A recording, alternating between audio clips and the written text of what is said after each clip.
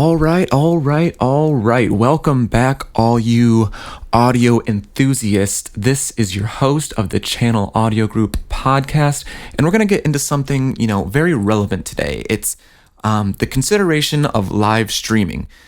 Now, 2020 has been quite the doozy, and Corona, lockdowns, quarantining, curfews, this can all really throw a wrench in your business.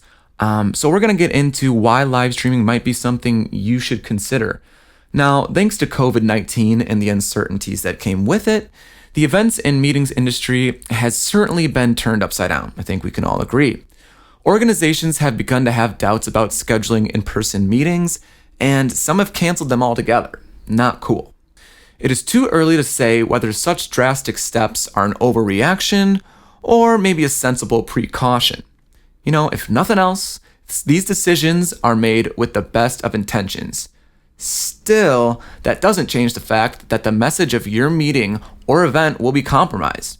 This begs the question, if you can't host an event with a live audience, how can you share your message timely and safely? So this is going to lead us to considering live streaming the event. We are not suggesting that you hold meetings with a mobile device over an internet connection. No. Your event is important and significant, and as such, your audience needs to be impressed and excited about your message. The people who are listening to you and what you have to say should be exposed to a live stream that is flawlessly executed. Virtual attendees should feel as if they're actually in an elegant venue listening to a keynote speech.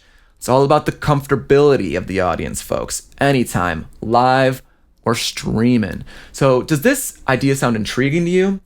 If so, we can probably consider the following. The thing that you're going to want to do, obviously, first is put a plan together, right? You can't just go willy-nilly, just like you wouldn't for a live event. You don't want to do it for a streamer. Now, as far as preparation goes, the quality of the live stream is going to be kind of the big deal. Technical aspects are the main priority in this case, but also the location and demographics of an audience will probably establish the amount of details and bandwidth you will need. So here's a couple things that you might need if you're going to try to do a little live stream. Cameras, that's kind of a given. You're not going to just rely on a single camera either. You won't be able to retain the audience's attention as they will only see your presentation from one angle, so you might want to bump it up to 2 or 3. Audio, this will make multiple speakers or panels. Based on a lot of people that are involved in this, the audio settings for each presenter may differ, but you're going to want a couple mics, let me tell you. Lighting. Now, you won't be able to retain an audience attention if they can't see you, so light that room up, baby. Now, the technology, we're in 2020, I think it's real high tech, and that's something you're going to want to get behind.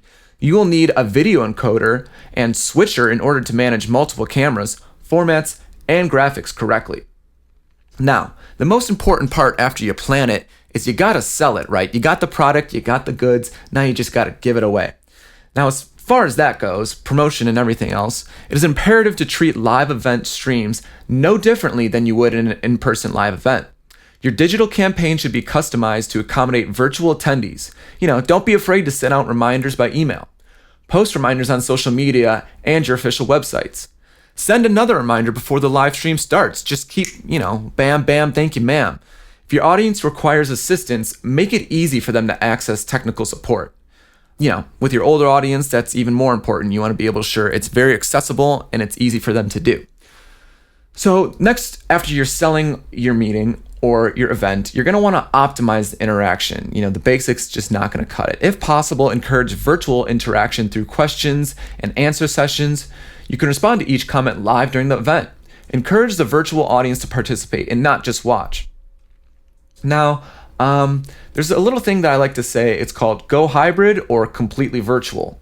And let me kind of explain what that means. The best part about a hybrid event, it may be an audience's ability to learn all benefits presented to them. As such, you should do everything you can to engage with remote attendees. You may be wondering, how can you go about doing so? Well, I got the answers.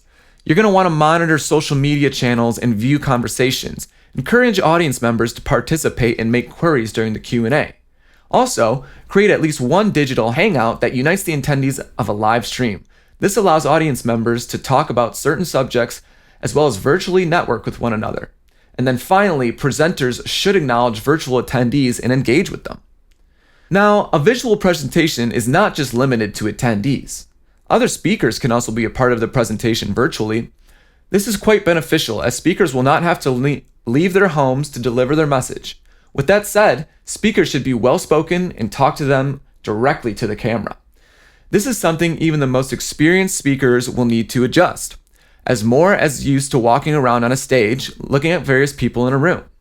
Now, another thing you want to keep in mind is not trying to surprise anyone. Rehearsing for a live stream presentation shouldn't be neglected. Virtual presentations should be treated just as like an in-person one, and that means speakers must rehearse. All aspects of the presentation should be tested out, and that entails checking equipment, the venue, and the content to be delivered. Any potential glitches should be isolated and rectified before you go live. The amount of bandwidth necessary must also be reviewed. In short, no detail should be overlooked. Live stream events are viewed on all sorts of devices, and such, your feed should be easily visible on all of those puppy guys. Now, to create a backup plan before going live, might be smart. Anything you can control should be controlled. Malfunctions will happen from time to time, but having a backup method of broadcasting a live stream will go a long way. Having a second set of equipment necessary for the broadcast may be a lifesaver. Bum, bum, bum. Now, what you're going to want to do is make a copy, of course. The live stream should be recorded and copied. Someone interested in the event might not have been able to watch your presentation live. Very important. The recorded presentation, much like the live stream, must be memorable. The way you bring it to life must be flawless. Now, health concerns about COVID-19 shouldn't stop you from delivering your message. Sure, a live stream isn't the same thing as talking to people in a room. However, just because you can't speak to people in person doesn't mean your presentation needs to be straight up #canceled. By preparing for the presentation in advance, a live stream might actually end up being more effective. Well, that's it for us, guys. I hope I gave you a little bit of calm and ease, how you can kind of dance around this tough time that we're in. As always, I appreciate you hanging out. I'll be with you soon. Au revoir.